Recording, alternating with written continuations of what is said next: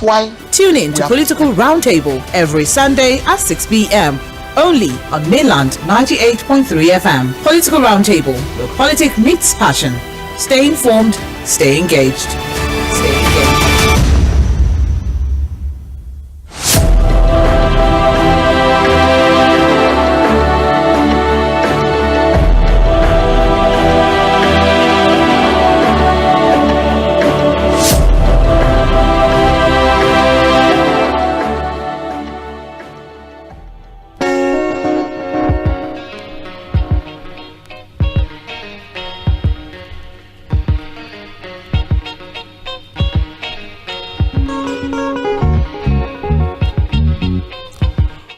All right, it's time for Political Roundtable Mainland 98.3 FM. My name is Ʞᴏʟᴏᴡ. This is the show where we look at the major issues in the political space. And today, we have four very important issues that we will be looking at. So we're going to go outside Nigeria. Of course, the stop has to be the United States of America. 2 days to go. We're going to know the next president of the most powerful nation in the world, the United States of America. Will it be Donald Trump or Kamala Harris? It's been a round of campaigns, especially in the swing states, or what you call, those states that eventually will decide the winner of the presidential election in the United States of America. There's also news coming out of the United Kingdom. The Conservative Party, for the first time, as a black person as the leader of that party. Interestingly, she has a Nigerian origin, and it's also it has come with mixed feelings. It has come with different reactions, some positive, some negative. Nigerians have been reacting, and I think globally too, there have been a lot of talk around this latest development from the United Kingdom. The Conservative Party has Kemi Badenoch as the new leader of the party, and of course we're going to be looking at that particular issue, to implications for politics in Nigeria, anything that has to do with our relationship as a member of the Commonwealth of Nations. We're going to look at what that also means for the Tories, particularly, and the politics of the United Kingdom. So that's going to be the second issue for conversation. So we have United Kingdom, United States politics on the menu today on Political Roundtable Mainland 98.3 FM. And we also have the ABIA local government election, something strange, surprising, happened in Abia State. Governor Oti's Labour Party loses out as Zenith Labour Party sweeps council polls. And so we're looking at this major development, the implications of what has been considered something of an absurdity when it comes to how local government elections have been handled in recent time. I think the closest to what has happened in Abia State is the scenario that played out in Rivers State, where a new party different from that of the governor swept the polls in Rivers State, the APP. Now in Abia State, we have the Zenith Labour Party, against all expectations. A lot of political pundits never even saw this coming, actually. Sweeping the polls. I think YPP only had the opportunity of taking 2 seats from the local government elections that was conducted in Abia State yesterday. And then finally, we're going to be looking at something that happened, I think, on Friday. It came with a lot of mixed reactions, condemnations, a lot of talk, really, as to what has happened to those arrested during the End Band Governance protest. There was an outrage really over the arraignment of minors at the Federal High Court in Abuja, and so we're going to look at what could have happened, really, why we had those minors looking famished, looking hungry, looking unkept as they appeared in court on charges of treason. Of course, so that's going to be the last issue on the roundtable this evening. So let's go straight into it. We have Barrister Curtis Adigba joining us all the way from the United States of America. He has promised. He actually told us that he will be in the U.S. when Americans go to the polls on the final day, because as we speak, early votes are already being cast, and I think over 70 million votes have already been cast in the United States of America. And so Tuesday is the final day. The race to 270 electoral college votes will be decided on that particular day. Like I said, we have Barrister Curtis Adigba joining us via the phone line from the United States of America. Good evening, Barrister Curtis, or did I say good afternoon to you? She's going to win this thing. By the grace of God. She's going to win. Who's going to win? Harris. I'm talking to my friend. Okay. So you are live now. You are live now on radio. So do I say good evening or good afternoon? I think it's afternoon. Hello, good afternoon. Yes. Okay, it's afternoon in the US. How are you feeling? What's the mood like? Election 2 days, the final day, 2 days before we know the new president of the United States of America. What do you feel, and how's the mood in town in the US? As we are watching the parties making their closing arguments, right? The mood in the Democratic camp is upbeat and very hopeful, right? I can also say the same thing for the Republicans. But what has happened in the last few days that has dampened the mood of the Republicans a little is how Trump has gone off the rail completely.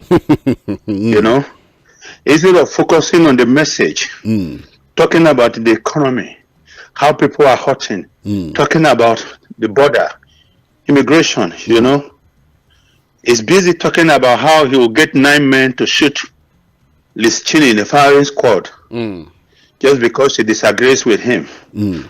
He's become darker and more dystopian.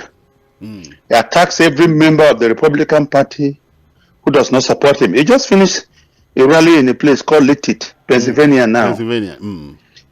Yes, and if you look at the children of the TV, they simply said, Trump unfiltered.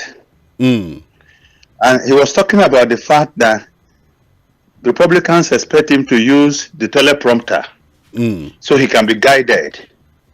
But he's not going to do that. He wants to show them the real Trump. He said Biden was stupid. The president of the United States. Well, when I think that that should not really come as a surprise.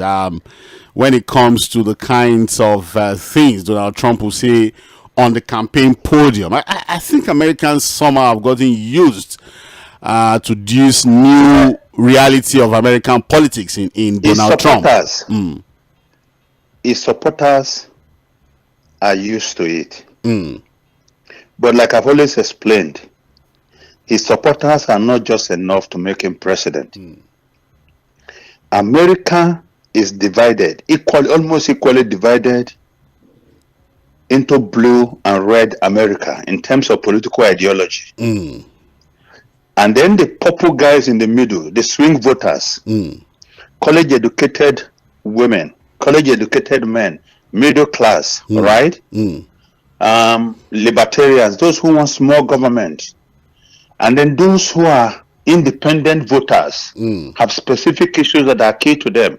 Majority of them are women, very sensitive people who don't want a man to talk down on them and all that. Now, these were the same class of people that prevented the red wave in the midterm election. And those are the people he needs to be addressing their concerns about his behavior. Do you understand? I'm with you. So, if you are a Republican and you are watching this, you are saying to yourself, yes, he has a bright chance of winning this election, but he's not keeping his eyes on the prize. Okay, but Sağ let's go into the conversation this way. Donald Trump and Kamala Harris are campaigning in swing states today, Sunday. They've been moving around. All of them. Yeah, they've been moving around with just 2 days to go before America decides its next president. On Saturday, Trump told people in the swing states of North Carolina that he would rapidly reduce inflation by ending Kamala's war on American energy. Meanwhile, in the same state, Harris said she'd cut taxes. She's going to cut taxes for more than 100 million Americans and accused Trump of being out for unchecked power. More than 75 million people have already voted. That's from the reports that we're getting, and the polls are still suggesting the race is going to be very, very close. It's still a very tight race. Now, we're looking at the path to 270, Barrister Curtis. There are 50 states in the United States, and most of them, like you just pointed out, would either vote for the Democratic or Republican Party at every election. It's always almost like a little bit of a balance. But this leaves just a handful of states whether either candidate could win. Yes. At this election, there are 7 swing states in this particular election. They are known as the swing states and can be divided into 2 groups. The Sun Belt states. Yes. One was added last night by the Des Moines Register, which is the Iowa. Iowa, yes. I'm going to get there by Sakotis. There's a lot of talk about Iowa, and I don't know.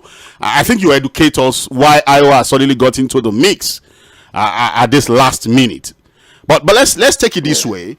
The Sun Belt states, you have Nevada, Arizona, North Carolina, Georgia, and then the Rust Belt state, Wisconsin, Michigan, Pennsylvania. Across the entire U.S., there are total of 538 electoral college votes up for grabs, and the winner will be the candidate who gets to 270. So the race gets to 270. Yeah, the race is for 270. So let's start with the race to 270. Like you said, we were working with 7 swing states: the Sun Belt of Nevada, Arizona, North Carolina, and Georgia, and the Rust Belt states of Wisconsin, Michigan, and Pennsylvania. But Iowa came into the mix at this last minute. Take us through what is happening now that even the candidates have refused to leave the swing states. They're still campaigning and trying to get the votes out. Well, I just listened to Trump, where he said that the polls suggesting that Kamala has pulled ahead of him in Iowa can't be true. Because according to him, there's another poll, a polling agency that said he was leading in the state. That probably could be true. However, if you look at the history of Iowa and how they have voted, and you take into consideration the Des Moines Register, which is like the authentic voice of Iowans, then you will understand that they are not far off the mark. All right. And what is driving the change in Iowa? Older women, who are the most reliable voters. They are worried about the upturning of Roe v. Wade. You know, issue about women being able to make decisions about their bodies. And the argument is that women don't tell men how to manage their bodies. Why should men tell women how to to look after their own bodies? So it goes beyond killing babies, right? It has to do with reproductive rights. It's not about abortion alone. But when you talk about this, and what people understand in Nigeria and in most African countries is about abortion. The sentiment that comes with abortion. You are killing babies. Okay. Right. IVF. Yeah. Surrogacy and so many things are involved. So we are hearing that the women, they are not too happy with Trump's behavior and this issue of women rights to determine what happened to their bodies. So Iowa could swing either ways now. That's what the polls are saying. But Iowa, I think the last Democrat to win Iowa was Barack Obama. So why is it suddenly in the mix now that it could? In fact, what the polls are saying, I have about 2 polls saying that Kamala seems to have a slight lead in Iowa. So Iowa has been swing states in the past. So you cannot say completely that it's red or blue, but they have always swung most times towards the red. But Obama flipped it twice, and Trump recaptured Iowa also twice in 2016 and 2020. Now 2024 now is what we still don't know, and I'm sure in the next 48 hours we'll know where Iowa is heading.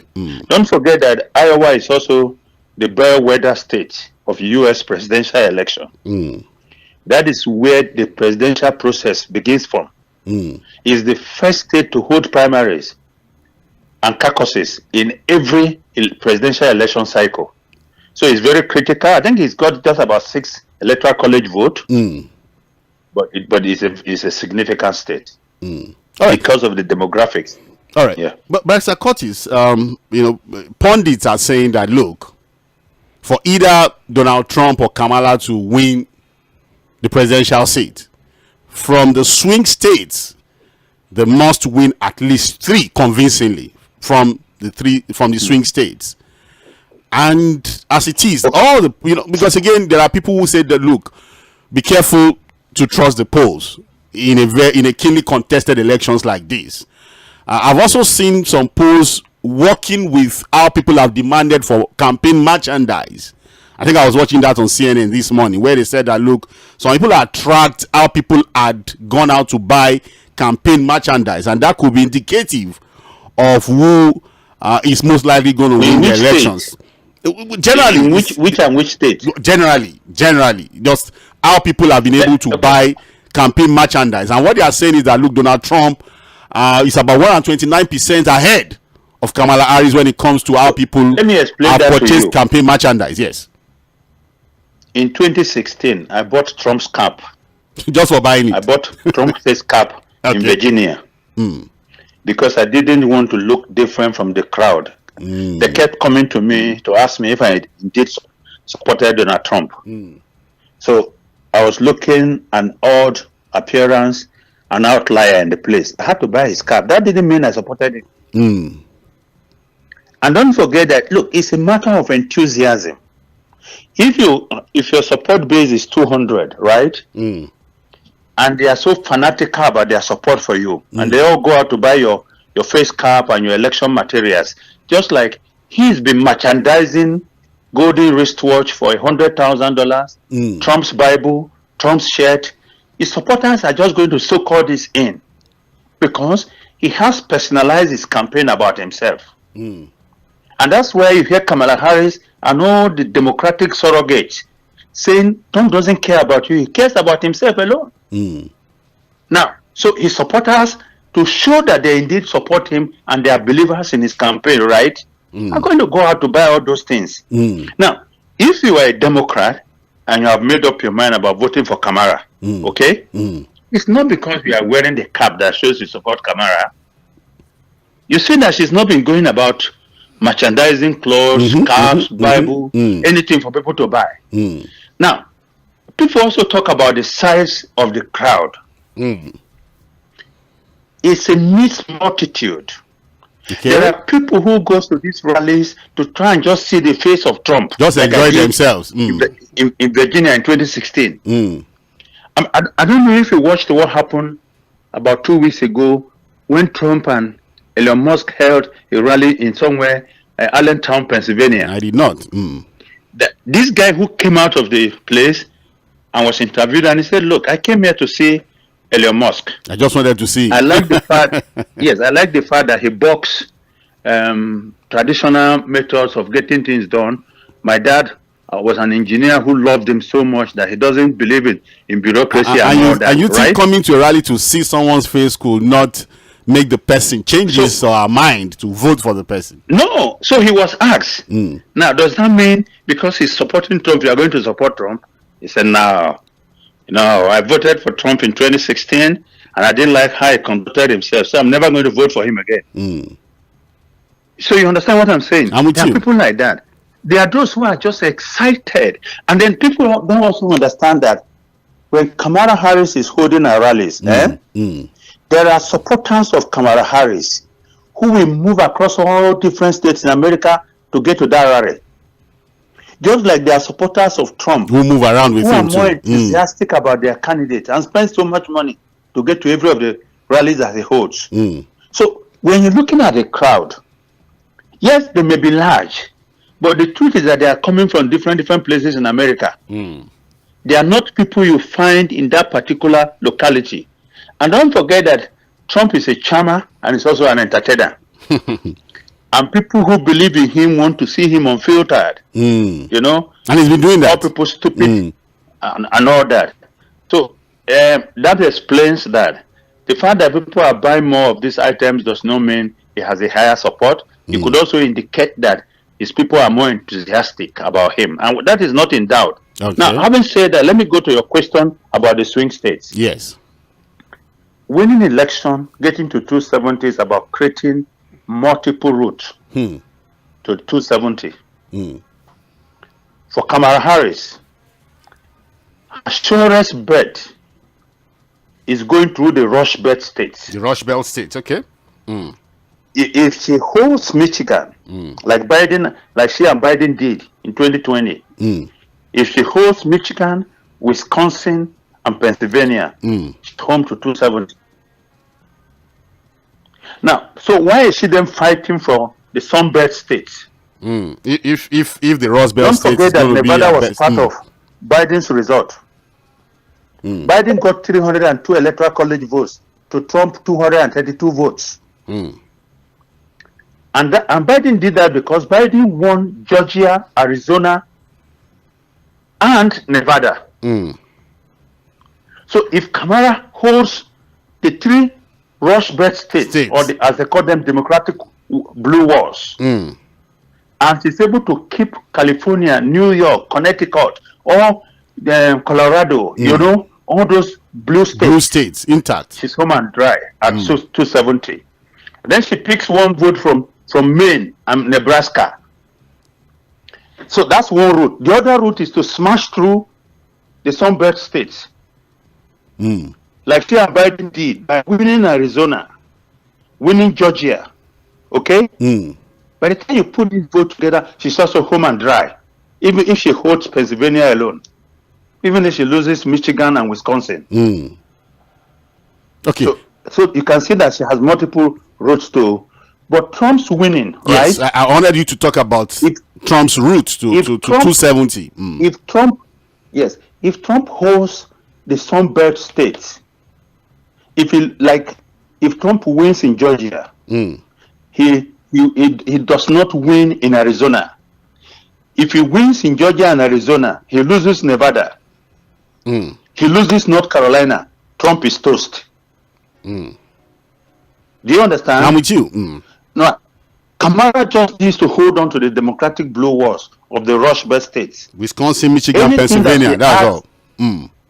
Anything that she asks to the Rust Belt states, if she asks Arizona, Georgia, her vote tally, electoral college vote tally will go up to about 300, like Joe Biden. You know, Joe Biden won 302 electoral college votes because Joe Biden won Arizona, Joe Biden won Nevada, and Joe Biden won Georgia. And then, in addition to maintaining the Rust Belt state of Wisconsin, Michigan, and Pennsylvania. All right. Okay. Thank you, Mr. Curtis. We're going to talk about this perception. It's a global perception, actually. I think a lot of Nigerians also hold on to that perception that America is not ready for a female president. We're going to talk about it, but let me quickly welcome Nuruddin Adegbenro into the studio. How are you doing, Nuruddin? Well, I'm fine. I'm good. I saw you rush into the studio. At times, it happens. It happens because I know you don't really come late. But I really want us to sort out this international. Mr. Curtis is in the US. He said he's going to give us real reports of how it's going down in the US. So let's sort that out before we now talk about the ABIA miracle, ABIA state, going to Zenith Labour Party and the YPP, and Labour Party not picking anything from ABIA state. And then we'll also talk about the minors that were paraded in courts, that were presented in courts, and it's got a lot of reactions, backlash really, as we speak. But I want us to really sort out this international politics, and then we'll come back home to really sort out all our own domestic issues. Still Political Roundtable, Mainland 98.3 FM, the sound of Lagos. We're streaming the show live on Facebook and YouTube, so you can be a part of the show by listening via the Radio Garden platform, Facebook, YouTube, and also dropping your comments and contributions on those on the two platforms, the YouTube platform and the Facebook platform. I want to appeal to every of our listener out there who want to be a part of the show via the phone line. It's a WhatsApp call to Mr. Curtis this evening, so refrain from trying to call the show until we open the phone lines for calls.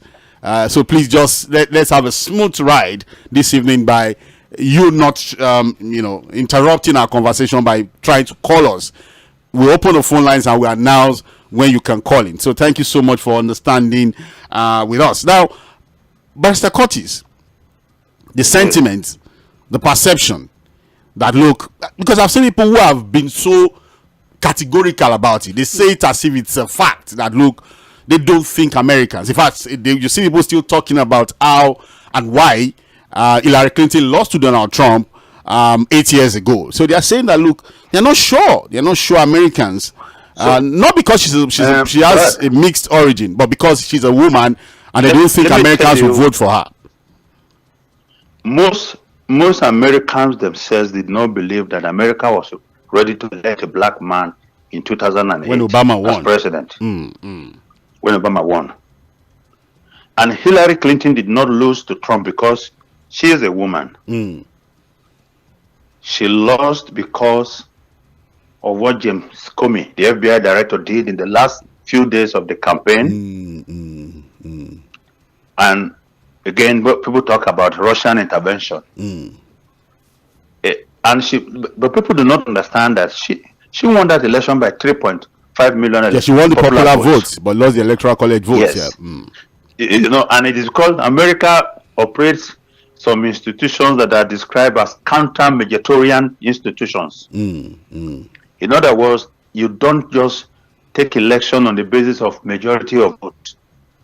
The electoral college is one of them. The Supreme Court is another. Even the U.S. Senate is not run by popular majority votes, because 60% of the U.S. Senate is elected by less than 43% of the population of America. And the reason is because when you have a state like South and North Dakota, having 2 senators is just like Delaware. Okay? And California, a state that is 50 times the size of South and North Dakota and Delaware, also have 2 senators. Do you understand what I'm saying? I understand, yes, I understand. California has 55 House of Rep members in the U.S. House of Representatives. Delaware has 1. But Delaware has 2 senators, California has 2 senators. Because senators represent their states. Their states. And as far as the law is concerned, all the states in America are equal, irrespective of size.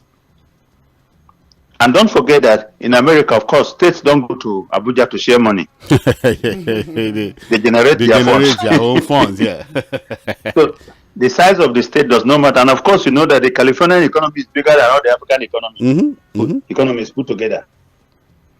So when people say America is not ready, perhaps, you know, you can't detach people from history. You can't detach people from their perception. But I want them to know that country, not as big as America, not as democratic as America. Barrister Curtis, you need to put your mouth closer to the phone. You're sounding a bit far. Okay. Better now. All right. The country is not as big and as democratic as America has produced female leaders and presidents. You're sounding far again, Barrister Curtis. No, but I'm close. Okay, now it's okay now, yes. One of the most consequential leaders of the British nation was Margaret Thatcher. She's not a man. What about Michelle Bachelet, the former, I think, Prime Minister of Ireland? She was also very consequential. What about the former president of Chile? So people just have to deal away with these sentiments that a woman, Americans are not ready, because they are not taking into consideration the changing demographics in the United States.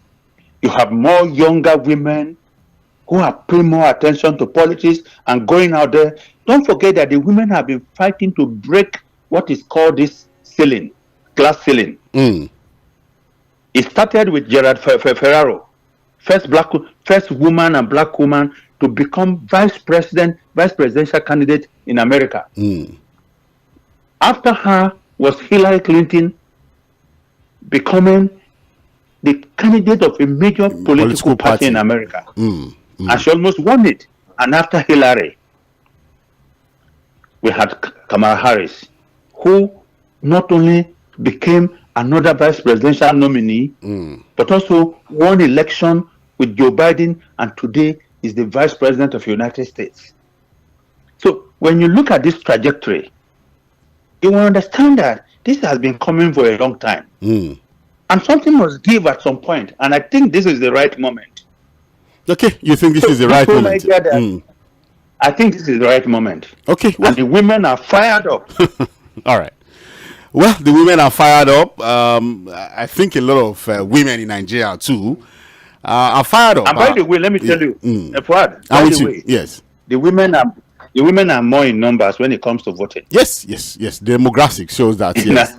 In America here, and I think with that particular group, Amara has about 21 percentage point advantage. With women, with American women. All U.S. elections, given the partisanship on both sides, is going to be close. And so it remains a turnout election. There's something we call GOTV in consulting, which simply means get out the votes. Get out the votes. So it depends on whose supporters. And I also have to make this point. In the history of presidential election in America, Trump is the highest turner of votes. And the reason is because those who love Trump, they love him to death. And those who hate him, they hate him with a passion. So, in as much as he turns out his supporters to vote for him, he also turns out his opponent's supporters for the other side, who also would decide that, look, I have to go for the other person. Yeah. It's like Real Madrid's idea of football. They don't pay too much emphasis on defense. Just to win. They believe that if they can keep scoring you goals, and they score higher than you score, then they win. So this whole idea that there are people who are just not even thinking about politics, they are not interested, but they are mobilized by Trump's rhetoric to just go out there and vote against him. So it has that capacity. All right. It has that. It's like the lightning rod of American election. So you think every time Donald Trump is on the ballot, the votes are going to come, the numbers are going to be very high, but it doesn't mean that the numbers are going to go for Donald Trump. That's what you're saying. Yes. Look at Joe Biden had 81 million votes. Trump had 75 million votes. The highest in the history of America. So the Trump effect. Before Trump, no presidential candidate garnered up to 75 million votes. He garnered 75 million votes, and yet Biden got 81 million votes. So as more people were voting for him, more people were also voting against him. Voting against him. All right. Well, so I assume that you're still sticking to your last week prediction of Kamala Harris winning this one. And I'm going to ask... I am. Okay, good. I'm going to ask Dᴏɪr to make a prediction. If you're going to stay with the prediction of Barrister Curtis, or have you seen anything? Or you think that, look, the way you've seen it, what you've followed, what you've read... with a lot of indices, I'm telling you, if any pundit is going to stick his neck, Barrister Curtis is sticking his out. I don't know whether he has a bet. That's what I don't know. One thing there is this: it's going to be very, very close. One, then two. Another thing that is coming, you know that if she will not be the candidate, well, it was going to be Joe Biden, really. Yeah, what happened? Then another thing again is that this particular time, you see a lot of old folks that don't normally want to be anything with blacks, and they are white, and they are real Americans. Yeah. Now, stooping out for Harris really means something. Where some have close eyes to the issue of color, the issue of origin, because you know how they are so particular about where you could really come from. Then another thing again is this. There are some certain states that the way is, even those states that are Democrat states, the way people are still turning up with what the polls are really saying, it really shows that if Kamala Harris can make sure that all those rush states, he takes them. All those rush states, I'm telling you, it's going to be a very, very close contest. But having all those rush states from the beginning. Another thing again is this. You know now, women, because of what has happened in the last 1 year, on the issue of having a say and having a voice, now this is the time, and they see it as a way that this is the best chance they can have it. And with what is happening on ground now, I think I'm thinking towards that. So you also go with Barrister. I was asking Mr. Kotso, Nuruddin is thinking that, look, it is Kamala, but I wanted you to answer me if you can. My friend. So it's a friendship thing. But I wanted to ask you if you can actually place a bet on this. No, look, I mean, as a political consultant, I don't place a bet because you see, polling is not an exact science. Okay. It is a likable scenario. But this is what I will tell you. All right. You know, people need to understand the essential and the core qualities of Americans. There is something the Americans call the beta angels of their country. In other words, you cannot bet on America. America will always draw down on their resources spent to ensure that they put their country on the path to growth and exceptionalism. That is why America was conceived as an idea. Americans love to describe their country as a city on a hill. A city on a hill, a refuge. That's where you have the Statue of Liberty. America is an immigrant nation. Wherever you have been persecuted from, come. You find refuge. You find refuge. That's the idea. That's why Americans keep saying we are constantly looking to make a better nation of our country. So America is not like any other nation. And America's leadership in the world is based on America's exceptionalism. That's why America can lead Europe through NATO. And so when someone comes, because people do not understand how far America has come. When someone comes and they say America for America, you understand? Yes. And America is going to retreat. America is going to retreat from its global role, obligations, and position. That's not going to work. See, and most importantly, people must understand that America is an immigrant nation. The original set of Americans are the Red Indians. And even at that, it wasn't until the Snyder Act, I think of it, 1929, was signed into law that this group of people were allowed to cast a vote in America. So with this with the country constantly evolving, the 1965 Voting Rights Act allowed blacks to vote. The 1920 law, that's the 19th Amendment, allowed women to vote. So America has come a long way. And for anybody to want to suddenly turn the hand of the clock back, it's got another thing coming away.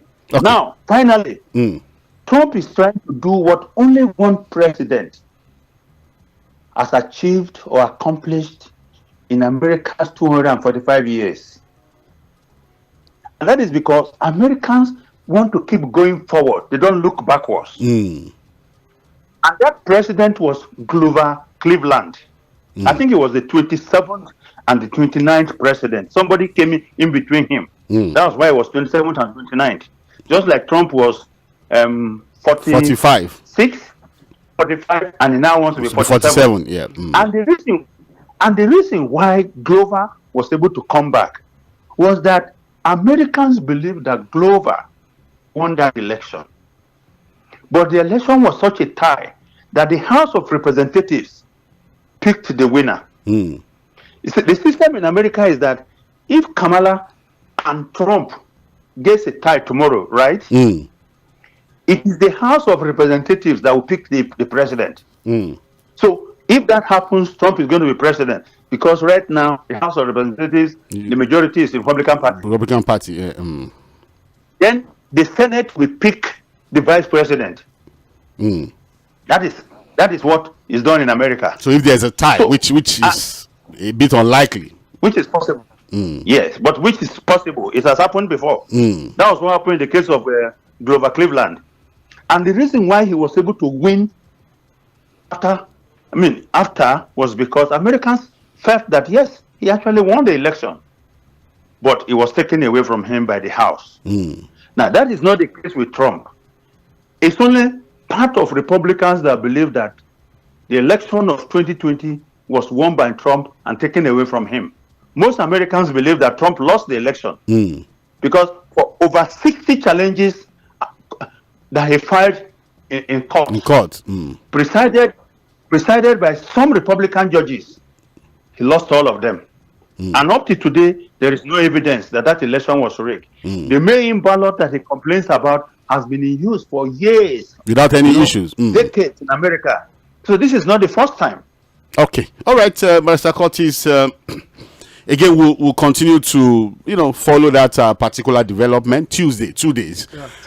We'll know the final tally. Pressure is everywhere. Well, for those that have the American visa, and for those that are still willing to go to the US. And mind you, there are a lot of African Americans that have never voted before. They want to vote. And they said this particular time they are going to vote. And majority of them are females. And they said this time around they are going to vote. They really want to vote. My friend's daughter just turned 18. She's never voted for before. This one she wants to vote. She came back from her school to cast her vote a few days ago before going back. And the voting system, these early votes, mail-in votes, how has it worked really? Take us through how that works and how seamless it has been or has always been. If there's anything we can learn from that. Yes, so in states like Florida, yes, Wisconsin and other places, when these votes when you cast your vote, either through in-person voting or through mail-in ballot, right? These votes are kept in a secured place. They are not tallied until the day of election. But this is important for Africa. The fact that votes can be kept or preserved, untouched, undestroyed. On election day, they are open and counted is significant. That's how stable the electoral process is. In our own country, you can't even keep the ballot box with some people overnight. Even on the day of election, not even the Central Bank of Nigeria can you trust with the ballot boxes. So that tells you that we still have a long way to go. Okay. People who have does not get to destination point. That one is even far. Barrister Curtis, have you been part of post election screening and whatever of materials? You go to different INEC offices. The way they are going to scatter, there is not that. We are talking about ballot papers. We're talking about ballot papers now. That you want to go and scrutinize. You have a petition. You now want to inspect. You don't want to go there. I've been part of those people like 4 times now. In fact, I told those people, I said, "Come, you better leave this election. Let these people that are how do you inspect this? Number one, you will see one that belongs to Ǩᴏᴏᴜ. You will see it in Agege. It's not that they arrange it. They are even going too far.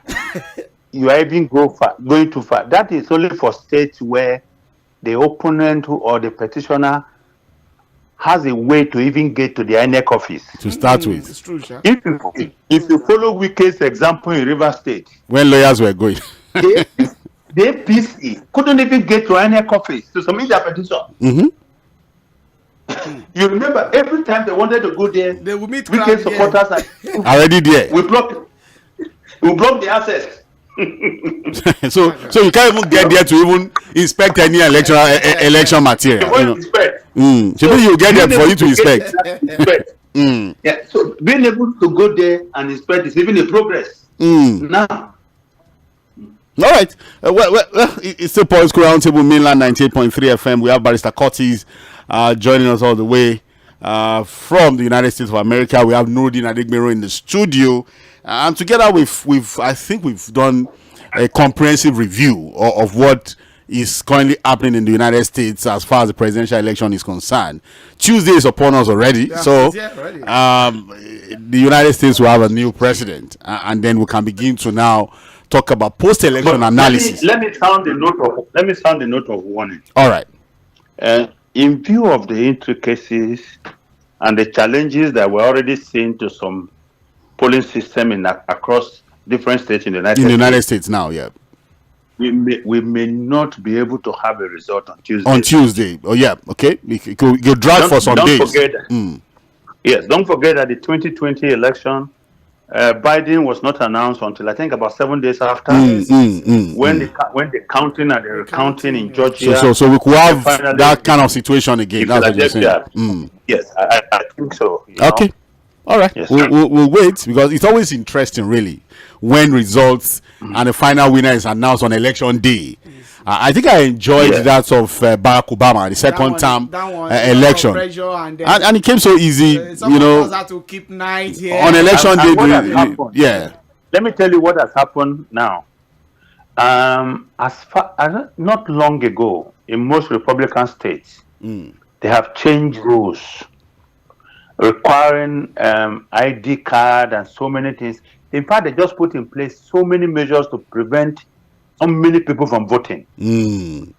So as a result of that, and as a result of changing rules in some of these states, okay, look at what happened in Nebraska. If it wasn't for that state congressman who held out from the Republican Party to ensure that they couldn't get the number required to change the electoral rules, by now, Nebraska would have gone to Trump completely. You know why? Because Nebraska and the state of Maine are the only two states in America where the winner does not take all. In every other state, if you win by 5 votes, 10 votes, you take the whole electoral college votes. But in Maine and Nebraska, if you win some parts of the state and you get certain percentage, right, you are awarded 1 point of the 3 electoral college votes. Okay. So what Trump and his supporters wanted was to amend that law and then say the winner takes all in Nebraska, because they know that the part of Nebraska, like I think it's Milwaukee or so, is a blue area, blue collar voter areas, and that they are going to vote for Kamala, the Democratic Party. Yes. So they just wanted to deny her that 1 vote. Okay. All right. But that man stood and said, no, you can't change the rules few days to the election. And it's come under threat. I heard that his family has been threatened with assassination by some top supporters of Donald Trump. All right, let's go to the second issue, Barrister Curtis Nuruddin. Now, Nigerians have expressed mixed feelings after British-Nigerian born politician, Kemi Badenoch, that's her name, emerged as the new leader of the Conservative Party, defeating Robert Jenrick in the final round of voting. So the Conservative Party now has a new leader, and she's the British-Nigerian origin, of British-Nigerian origin, Kemi Badenoch. Badenoch, a member of the parliament representing Northwest Essex, became the first black woman to lead a major political party in the United Kingdom after getting 53,806 votes against Jenrick's 41,388 votes in a result announced by the party on Saturday morning. While some Nigerians hailed the triumph of the 44-year-old, others said that victory meant nothing for the black community and Nigerians in diaspora. And there have been a lot of mixed reactions. There are people who think that, look, she has said quite a lot of derogatory things about Nigeria, even on the campaign trail. A lot of times when she tries to refer to Nigeria, it's always in bad light. There are people who say, look, there was a time she said that, look, this is my I'm trying to look for a particular quote where she said, look, I grew up somewhere where the lights didn't come on, where we ran out of fuel frequently despite being an oil producing country, and that, look, anytime she tries to talk about why she should be the leader of the Conservative Party, then she tries to talk about her origin and the fact that nothing works in that place. But there are also people who think that, look, she's only saying the truth. Why do you want to castigate her for telling the world what is happening where she has her origin. But for you, how do you take this development from the United Kingdom? Hello, Barrister Curtis. Yes, I'm talking to you now. Okay, Kemi Adegoke. Kemi was born in 1980 as Oluwakemi Adegoke. Father was a medical doctor and the mother was an academician. At some point, she was brought to Nigeria, Lagos precisely, where she did some of her schooling. Like she talked in that video that you just talked about. And then she came face to face with the underdevelopment in Nigeria, Africa's biggest country, economy, where basic things that are taken for granted, very difficult to come by in Nigeria. And I think that those who feel that Kemi's ascendance to the leadership of the Conservative Party in the United Kingdom means nothing to them, they are also entitled to their opinion, and I think they are right to some extent. Kemi has black skin, but she has a white heart. Kemi does not even see herself, as a black person other than the skin. Last week, shortly before the contest for the leadership of the Conservative Party, she said something that was very, I thought that was what endeared her to the white people about the leadership of the party. She said she always heard complaints about what the British did to Africans and in other parts of the world. But the truth is that the British did more positive things than negative things that they did. You think so? Yeah, that's what she said. But do you believe her?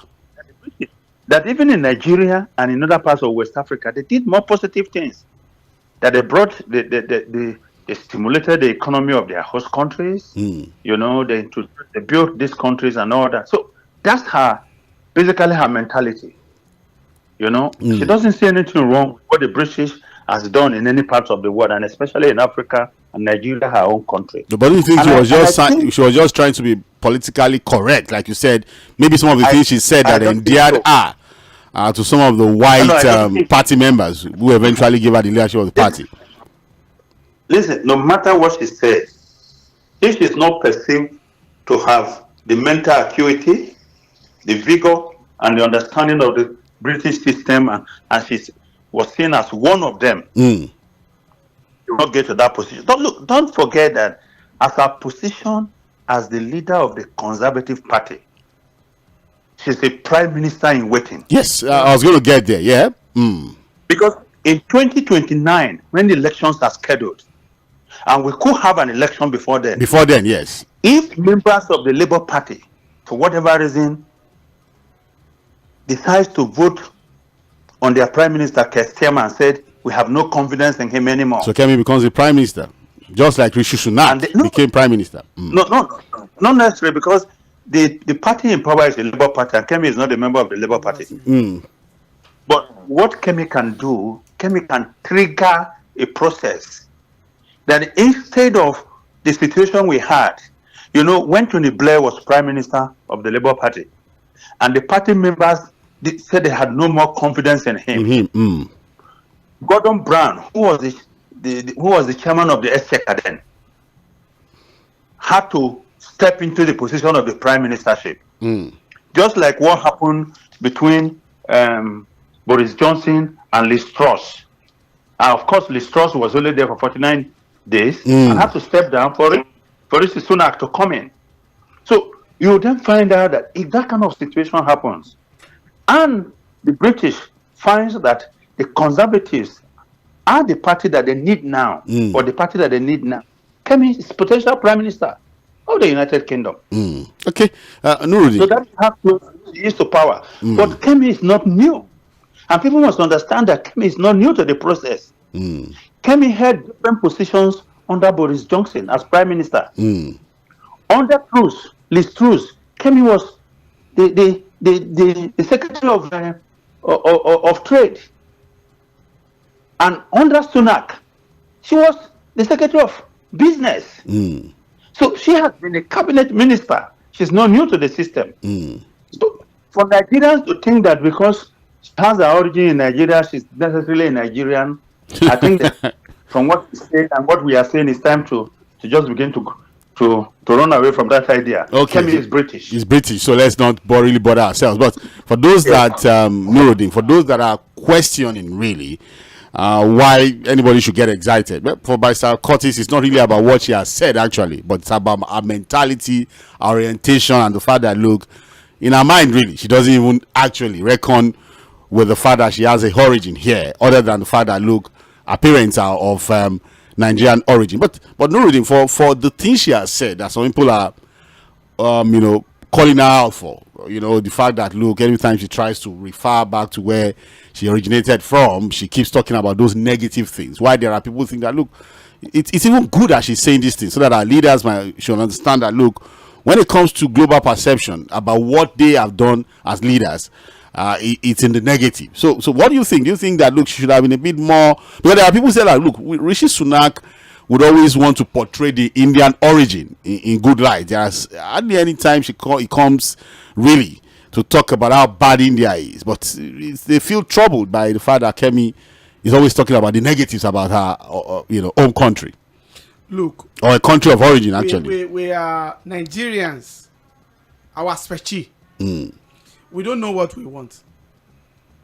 Look, Fuad, if you have to look at today's public primary school and secondary school, if you want to talk about it, want to talk about your own time when you are in the public. Look, anybody that have been in Nigeria before, either for a short period of time, and you live up there in the Europe, there is no way comparison will not even come to. When you are talking, look at all what he has said. It's a city where you are going, you don't even sure where you are going to have electricity. Is it not still happening? I say like no. Then two, is a situation where security, all what he has even talked about. But one thing that is so certain is that the way we handle issues, the way we really analyze issues is also very different. There is no way for somebody that wants to even run a race in a particular country of our choice, and automatically there is reason for comparison. And there is no way she wants to compare Nigeria. And she can't lie. You can't expect her to lie. And one thing there is that all what she said is still what we are still witnessing in Nigeria. So it's a fact. Another thing again is this. I think is a kind of thing that our leaders should be looking up to. There is nothing wrong with Nigerians. I used to tell people, it may not be all Nigerians, but there are some certain Nigerians. If they have a very good environment to live, a very good environment to defend themselves, they are on top of the world. And whatever anybody see is still a plus to Nigeria as a country. It shows that our own environment is what we should take care of. If we take care of our environment, we can have many of us, even in our own politics. And even in our own politics, can we even allow 44-year-old, either male or female, to even lead any of our leading political parties?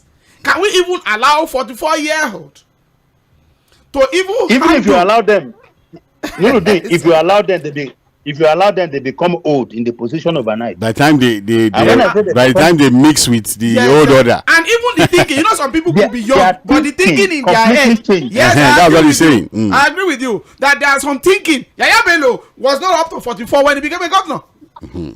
And we know that within that 8 years, it is calamitous to the people of Kogi, only if they want to lie there themselves. I still have a friend in public secondary school, and I know the day he showed me what he collected under Yaya Bello, I had my head. If you have somebody in level 15 that is being paid some percentage of 25,000 naira at that particular time, I don't know what he has. Maybe Ododo is paying fully now. I've not investigated. So there is no way. If today, the kind of job, the kind of cubit of sweat we put on, and we get to the other side, and we are doing the same work, and we are getting more paid, we have more security, our own children, they have access to health quality education, healthcare, good infrastructure. You can be in the class with anybody.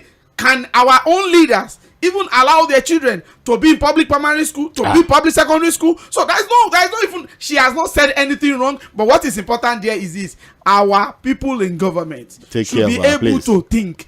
If we make our country better, I'm telling you, the comparison will not be much, as she has said it. All right, Nigerians don't like the truth, and maybe they were thinking that if Kemi with her origin in Nigeria becomes the prime minister. Nigeria is the prime minister of Britain.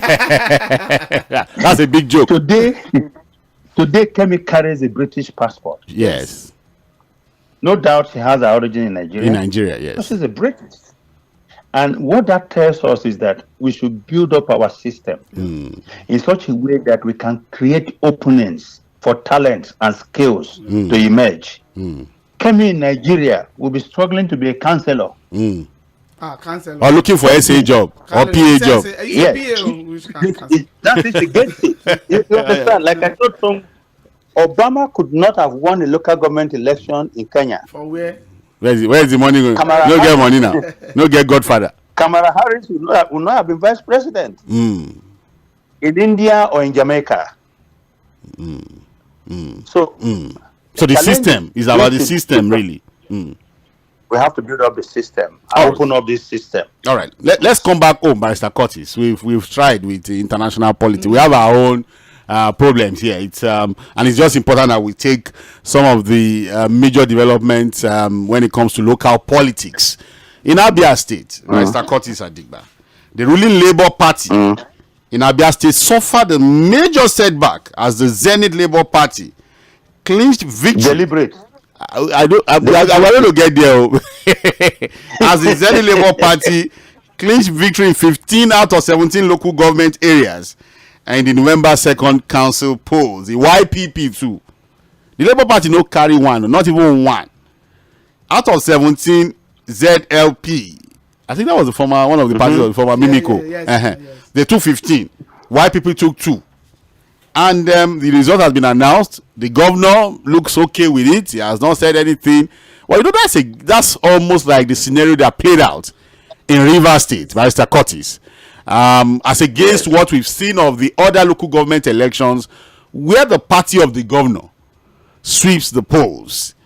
We are not surprised that this has happened. Or are you surprised? Number one. Number two, what does this situation say about the future of the Labour Party now that the only governor they have is losing the local governments to other political parties, quote and unquote? Now, number one. Number three, Barrister Curtis, do you think this also speaks to the political future of Governor Alex Otti? There are people who have said that, look, he's already given the green light that he may be porting to the Zenith Labour Party, because those guys would not have won those elections if there was no arrangement from that particular seat of power, which is the governorship seat of Abia State. And also Mr. Peter Obi, that look, if Governor Alex Otti is the only governor and he has a good working relationship with Obi,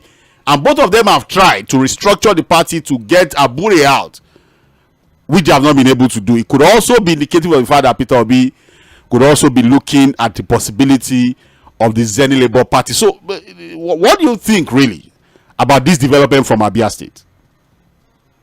So, what I think is very simple, and I think that we predicted this in the studio some weeks ago, that Abure will wake up one day and he will have an empty shell. He will have only himself. Of a party. Yes. You know, I remember the proverb I gave that time, that my people say, when a madman's cloth is tearing, he says, oh, my cloth is becoming bigger and bigger. I'm fine now. He doesn't understand that he doesn't understand that the thing is tearing. Abure is going to preside over an empty shell. And that what you have seen in Abia State is a clear intention of Alex Otti and Peter Obi, showing that they want to move away from the Labour Party of controversy. The Labour Party that has lost its mojo and will not be guaranteed of winning anything in the next election. And let me make a bold prediction. With the exception of Ireti Kingibe, which I'm not even sure of. She can move too. Like Tony Nwoye, has she moved? No, I said she can move too. Who says? No, of course, you know, she'll have to look at a lot of, The little that I know about her, you know, she's a bit principled and she could be stubborn with her principles. And of course, you know, she's already getting attention from WİKE Barrister Curtis. Well, Barrister Curtis on Ireti Kingbe. There are people who tell you that look, she could not have won that seat without the Peter Obi effect in Abuja. Yes. No, that's what I'm saying. You know, now, what I'm saying is that if her personal principles that I know holds forth, Ireti would rather want to contest on the Labour Party and lose than change political party. You think she's that principled? I think so. And I may be wrong, but that's the little that I know about her. Okay. Don't forget that the former senator representing the FCT, somebody Aduda, can easily pass for the PA now to Wike. No, he's been moving around with him. Because he's been moving around with him, and Wike has already promised Nigerians that Ireti will not return to the Senate as far as he lives. He's made that a personal battle. Yeah. From day one, actually. Almost like a day one battle. Yeah. And just because the woman said he does not understand FCT, and he does not understand what FC needs, and as a representative of FCT, she should be carried along to him, and they should be talking. Yes, and that's all. Now, having said that, I think people like Tony Nwoye, even Alex Otti, has been under immense pressure to dump Labour Party and join the APC. And I think that he does not want to join the APC. And that was why you find a party without structure, a party without strength in ABIA, cleared almost all the local government seats. That's indicative of something. The governor engineered it behind the scene. The governor has his footmen now in the party. The governor is going to move to Zenith Labour Party. Don't forget that Zenith Labour Party was the original Labour Party. Yes. Of the Anyangu. Yes. They produced Mimiko. They produced Mimiko. And Dan Anyangu became the Chancellor of Ondo State University. As a result of that. So we are then beginning to see a move back to the origin of the party. And that tells you that what to be and Alex Otti wants to do is to prepare Zenith Labour Party to the point that in the former alliance that the parties are considering, they can move the ZLP into that alliance. And then begin to fight and possibly become the platform. Okay. Yes. All right. Of course, there's no way ZLP would have won any local government in Abia State. Of course, yes. Without the governor's arrangement. And I think the two local governments that went to YPP, yes, why? Definitely, there were two major considerations. Okay. OT wanted to be seen the election as fair and transparent. Okay. But I'll tell you, the people who won those elections in those two local governments, they will still be. I'm sure they will still be his own people. They are his men. They are his men. So with that move, it has still, and just like what happened in Lagos, that Obi was allowed to defeat Tinubu in Lagos, in my opinion. And that's so that's why today when you talk about the election, they say, election that Tinubu lost in Lagos, they're saying it's not transparent. But lost by what margin? They wanted to create an atmosphere where people would think that the election was transparent. Okay. Well, there are people. There are people saying that look, it was for them it was free and fair because Tinubu lost Lagos, and will still not accept this conspiracy theory that you're putting up. But yes, I know. Yes. Okay. All right. So, but Nuruddin, why would a Julius Apure? Or is it just the way our politicians behave? They don't see the bigger picture. They are not a people of bigger legacies and thinking. Because like Barrister Curtis has said, he will wake up to see that Labour Party is not different from Boot Party or any other party. Because at the end of the day, if you are going to lose the governor, you're losing the presidential candidate who was the poster boy practically for the party. And who is going to probably drag people along to who knew they won those last elections because of him. So is it about being principled or being heady or quote and unquote just being politically stupid? One thing there is that is a personality of majority of our politicians. They don't care. Have you ever seen a national chairman of any party that will leave the seat just like that? Until they drag, go to court or fight. Look at what happened in the PDP too now. Caretaker. Now the time to go. No go. The one of APC, do you know how he emerged? So one thing there is this. Abure has lost it. Labour Party is structured around three major things before the general election. One, that is 1/3 of that party that belongs to Peter Obi. Even two No, not by number. By number, but by structure. By structure. He really joined them. One is for him. The second one is for the Labour, Nigerian Labour Congress and TUC. Then the third one is for those people that believe so much in Peter Obi that even if he's going to Agolo party, they follow him there. Will follow him. So he now have 2/3. That 1/3 does not even belong to Abure. So now what it means is this: don't forget that Senate Labour Party also have Labour Party at the back. You know, it's very, very easy. And there are people, I think I was calling Sandra before the show, that look, even the idea of the ZLP, you know, the Z means it's going to be probably the last party on the ballot paper. Yes. And it makes it easy for people to. Then another thing, what happened to the creation of Senate Labour Party?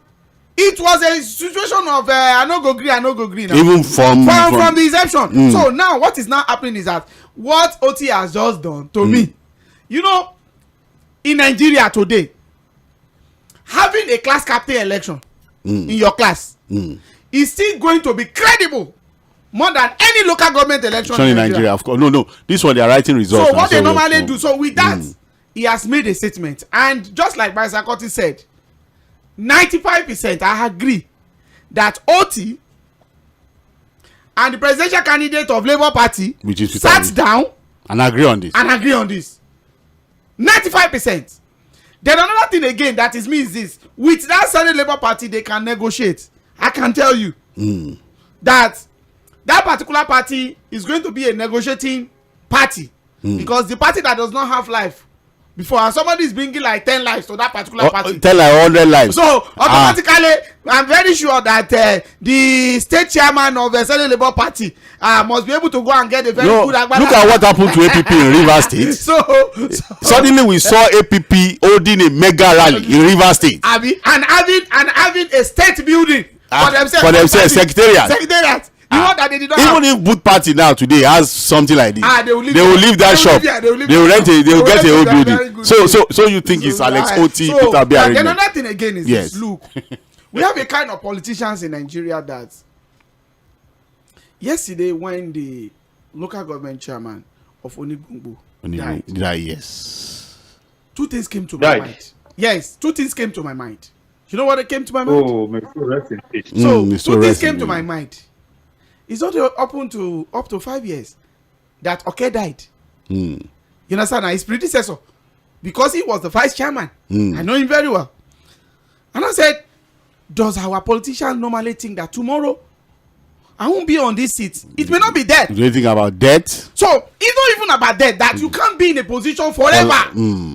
So automatically that is how with now Abure now should believe that in that particular party he will still be the chairman. No problem. He'll be caught, and if the Supreme Court said they recognize it, you are going to be no property, no problem.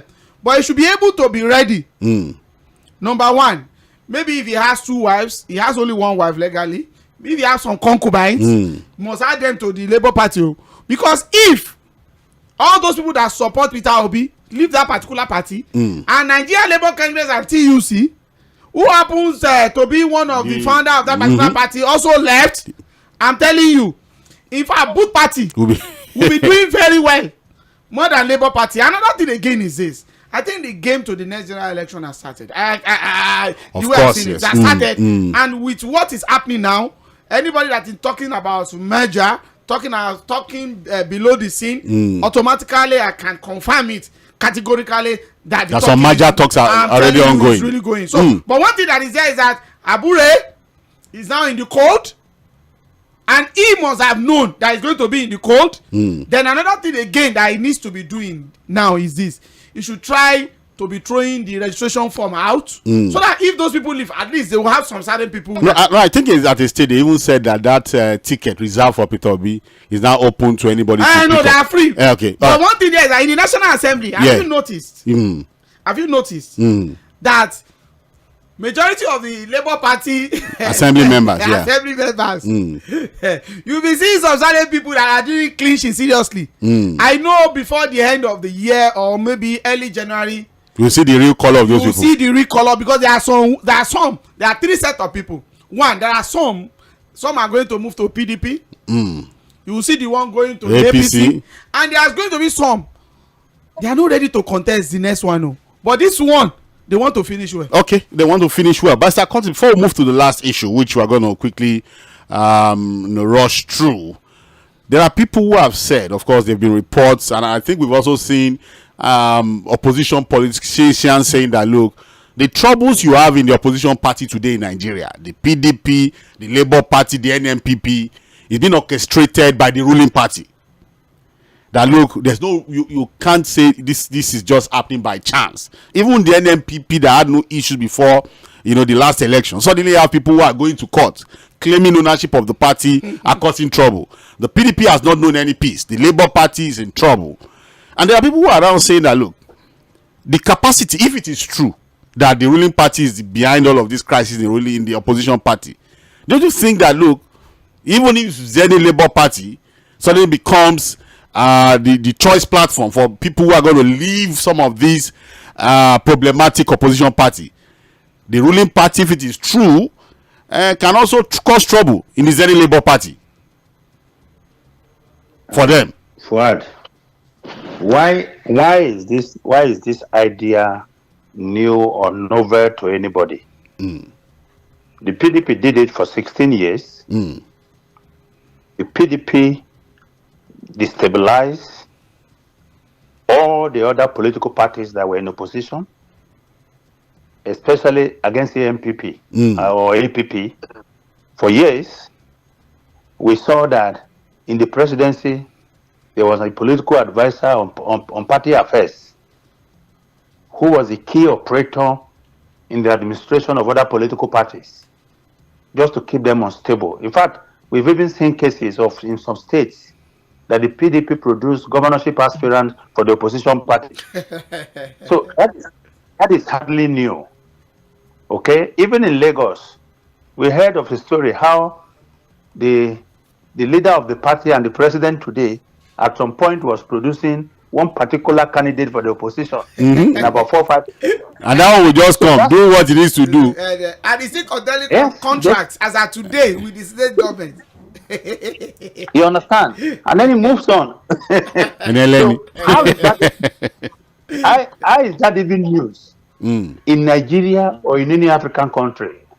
That's not surprising. Even at the state level, we have governors who are actively destabilizing the opposition to ensure that they win second term easily. Let's look at the example of Rivers State. At Rivers State today, we all know how members of the PDP in the House, majority of them defected to the APC openly, and they're still keeping their seats. And now they are being used to destabilize a PDP government that they claim to be part of by the party in power. Okay, so that is not new. However, this is where you see the quality of the human person. Are there people who will allow themselves to be used easily because of the temporary benefits that they are going to get? Yes. Now, would there be people in these parties who, for the sake of the country, for the sake of the future of their children, who will also choose to resist the move by the president and his party? Yes. Don't forget that even the president himself was under assault for several years from the PDP. So he stood firm. Yes, he stood and survived. There were also cases of him compromising by reaching out. Look at the case. You remember I think it was the 2011 election where the president party had produced Nuhu Ribadu and Fola Adiola as the candidate. And on election day, they down-tooed and then just stayed away. At that point, the president was the leader of the party of his party, ACN. So they could have delivered the 5 southwestern states. I think it was only 괰ᴏʟᴏᴡ that delivered. Yeah. And that was because 괰ᴏᴟ felt that it was wrong to abandon the party's ticket after they have produced it. I think even everybody lost Lagos to Jonathan. That's what I'm telling you now. So it's a carrot and stick approach.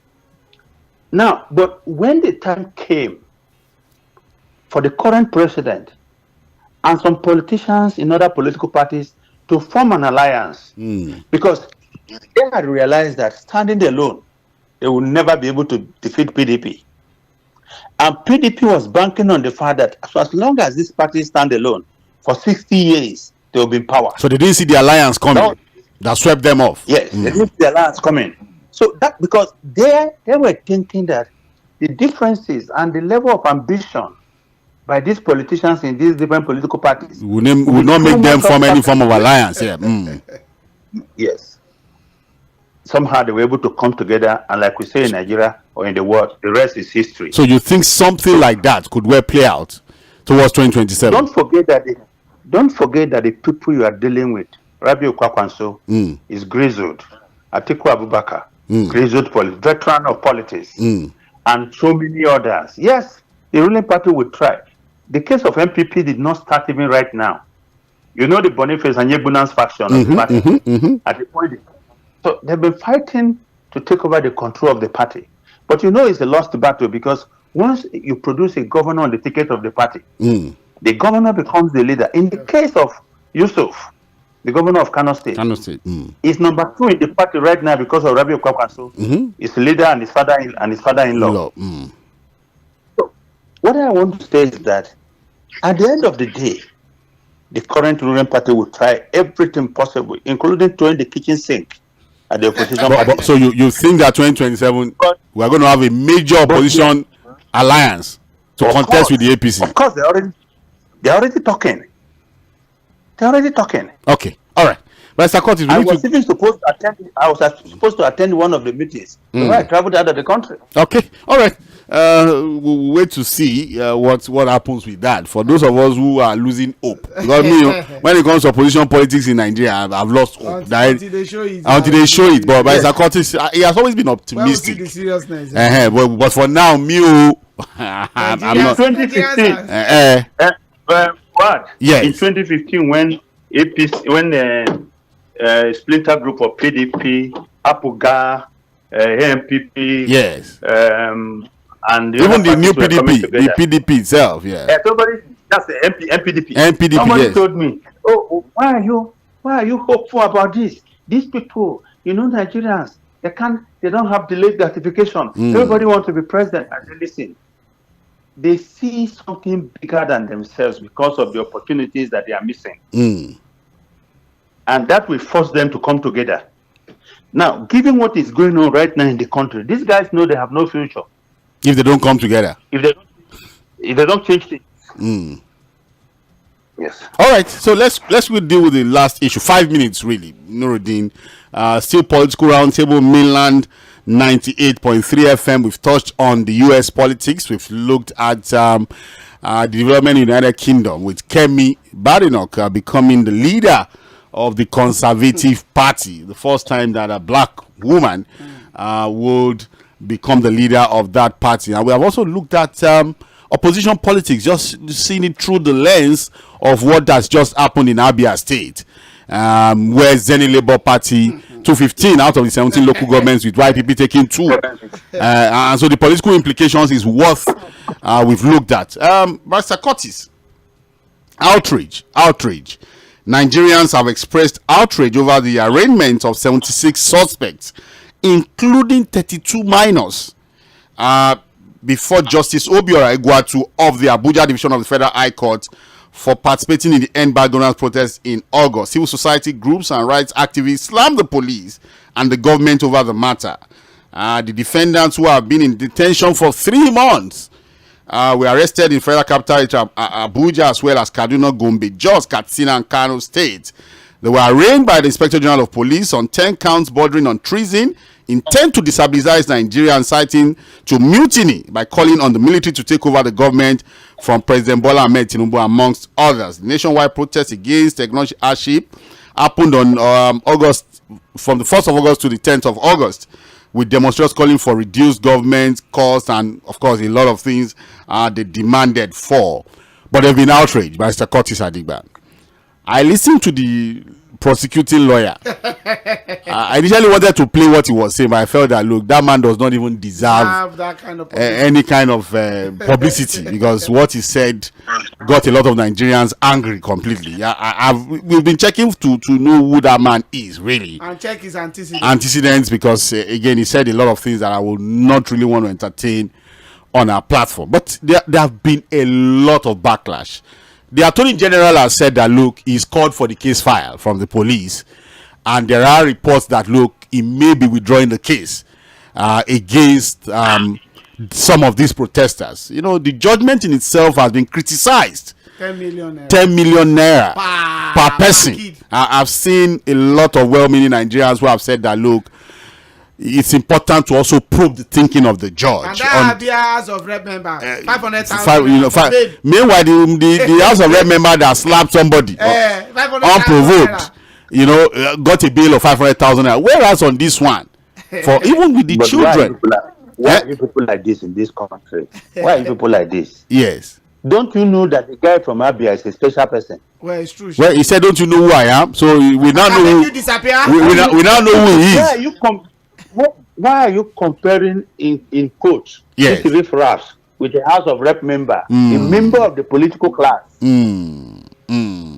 So we have two justice systems.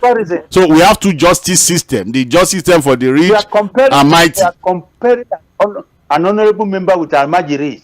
And so that's the way our justice system works now, by Curtis. There is a special justice system for the rich and mighty. We have agreed in the studio before that there are two justice systems in Nigeria, for the rich and powerful and for the poor.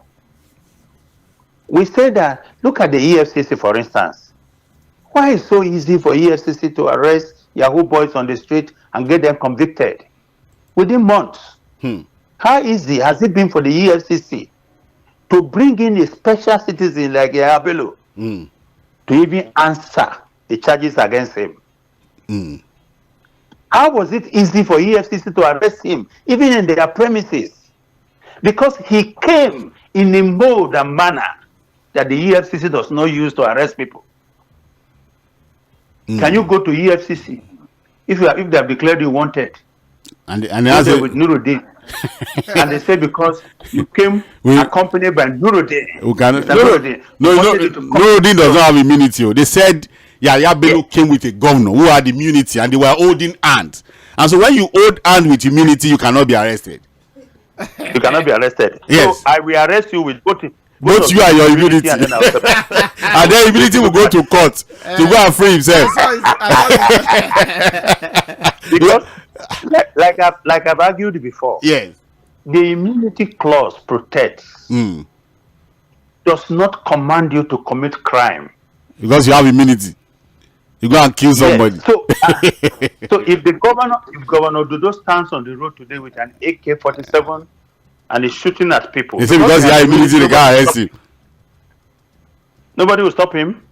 Well, listen, we are jokers. Unfortunately. Now, I had always thought that the Tinubu government was not smart, especially when it comes to optics.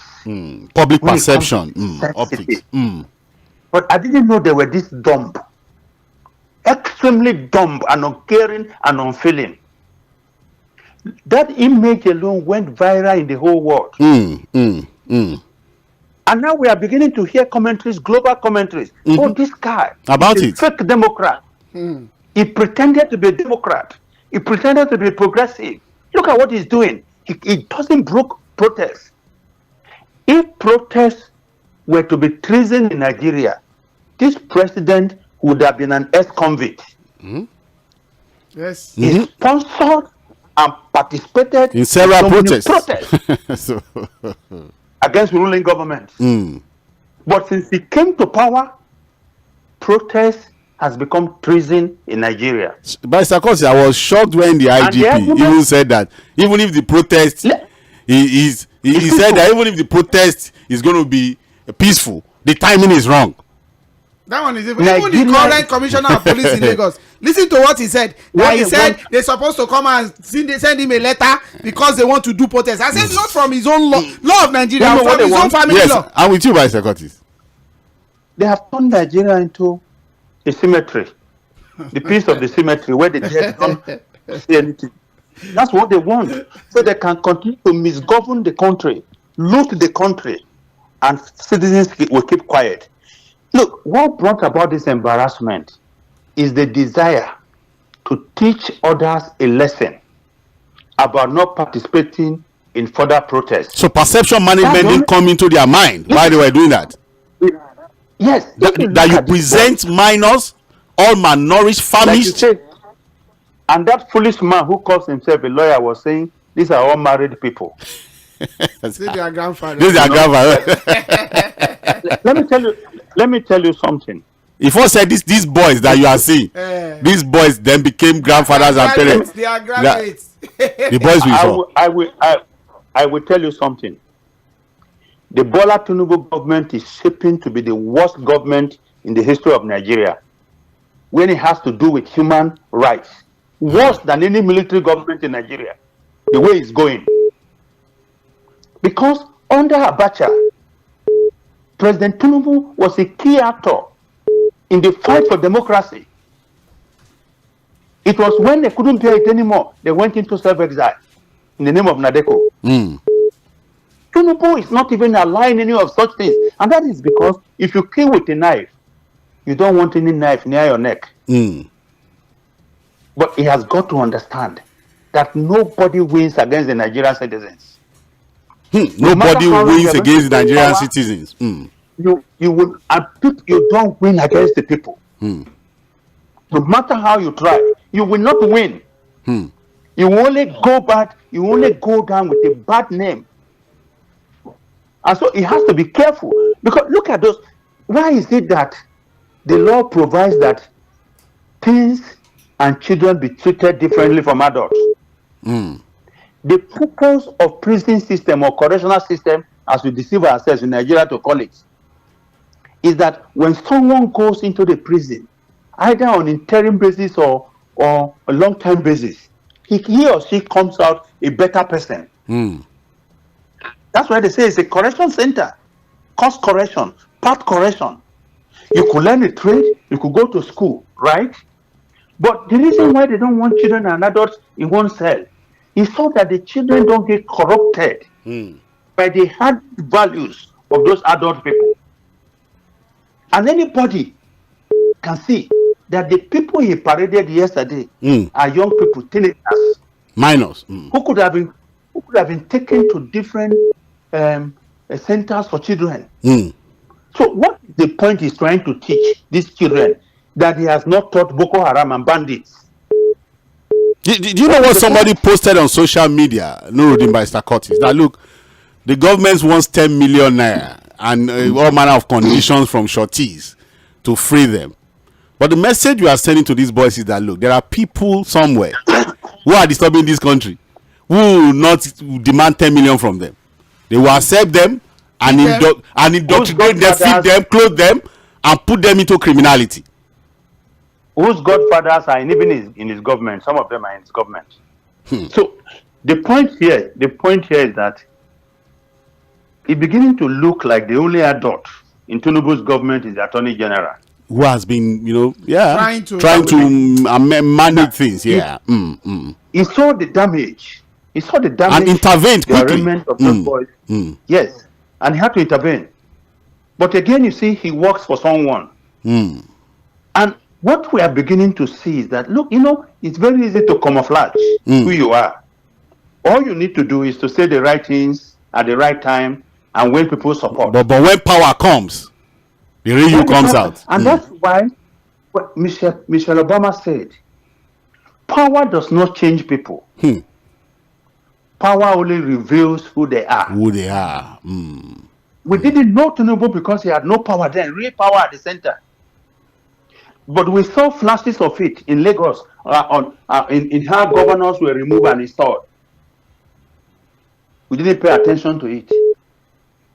And that's what we are seeing on a larger scale now. And I am not saying the children are totally innocent. But how the issue was handled is what we are talking about here. But the process that was used in selecting those minors and leaving the adults that participated. Barrister Curtis, they've been detained for 3 months and they came looking like that. Because of the horrible conditions in our prisons. And I want to speak to President Tinubu. If he will be happy that any of his children is kept in that condition, irrespective, let's assume that is not the president, and Sheyi or Yinka participated in the process, protesting what everybody in the world agrees was justified. You impose hardship on people. They are crying, they are suffering, they are simply asking you to do something. You pack them because you have the instrument of force, and you locked them up. And after 3 months, they're looking like they just came back from Somalia. And you are still not satisfied. You are imposing a 10 million. People could argue and say, no, but President Tinubu is not the judiciary, the court. But you know what? Given how compromised the justice system in Nigeria is today, judges are acting with an eye on the government. They are now pro-government judges.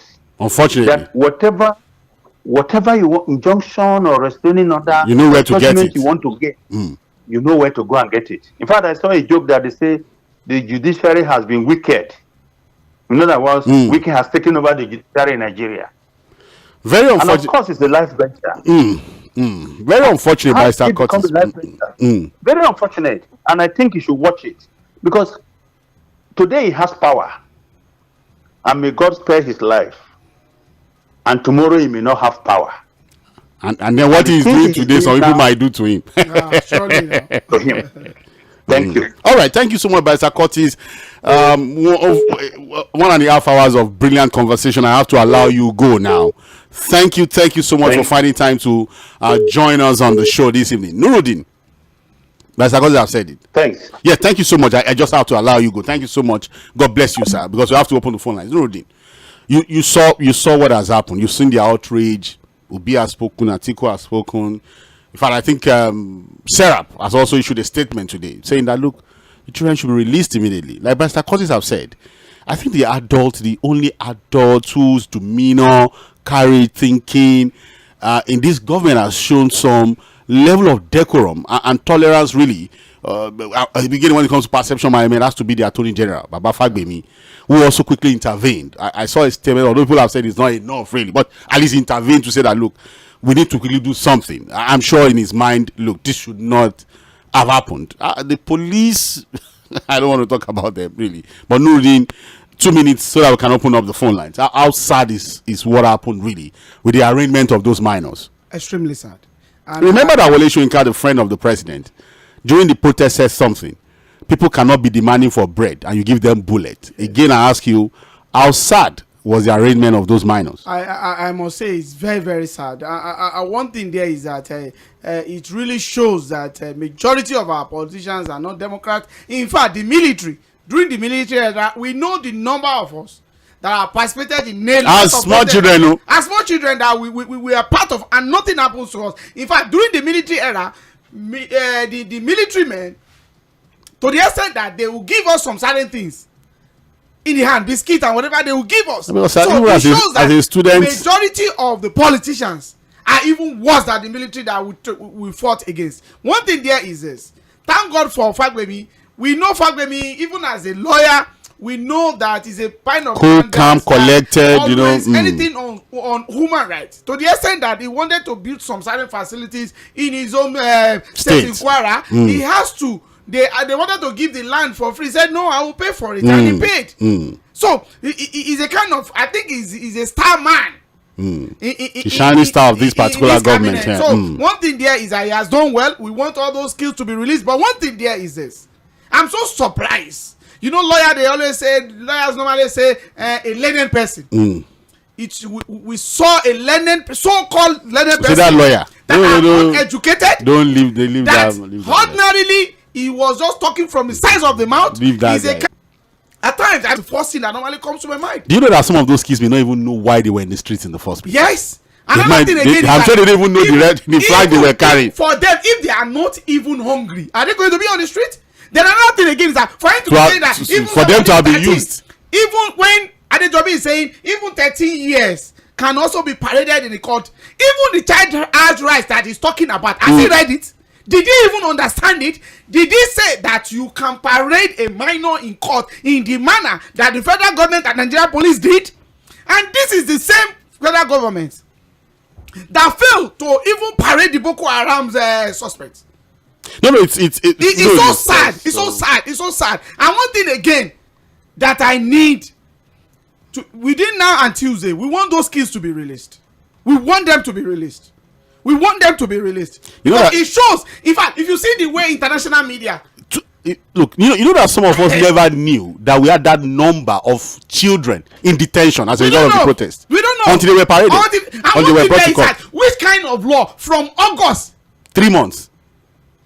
Okay, all right. Let's let's just open the phone lines, and I will actually plead for some form of decorum, because I know that I was trying to avoid the issue, but again, it's just important that we bring up the issue, because again, we have to protect this democracy, no matter what it's going to cost. Really, I protest because we fought for it. Stake. And all these politicians. Do you know that as a student in Ogun State, we protested against 꽰ᴏʟᴏᴡ? Yes, now as a military man. You stick to even remove his cap. And he did nothing. And as students, we are not even as small as this. So we knew how he eventually tolerated us. Yes. Some of us were arrested. Yes. On that same day, we were released. So, but let's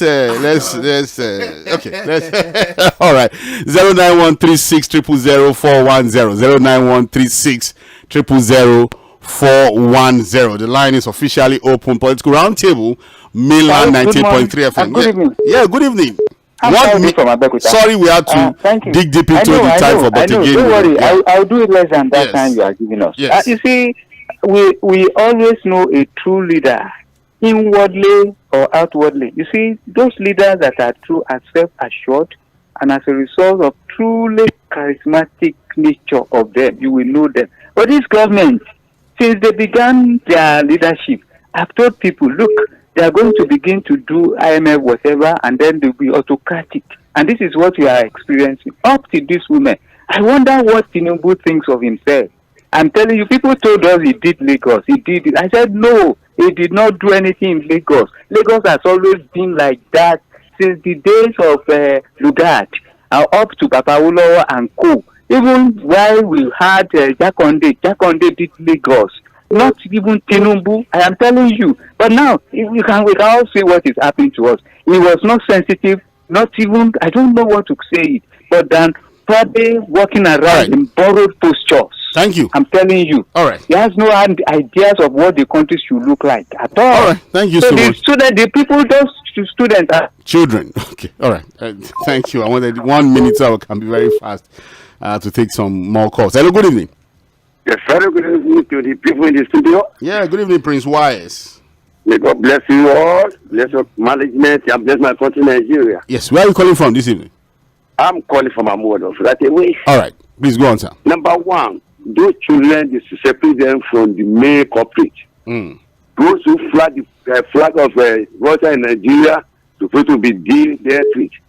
And if Attorney General is taking charge, it is Mr. Penda is talking. You can't just abuse the president, accuse the president, and the president is a minister. Who is working for Tinubu? We have to direct to the police that they don't. But Prince Wise, are you sad that those children were kept for 3 months and presented in court in that manner? How do you feel? We have to share the blame to the police that they detained them for 3 months. Secondly, to the judge. You forget about talking about these people. We are talking about Mr.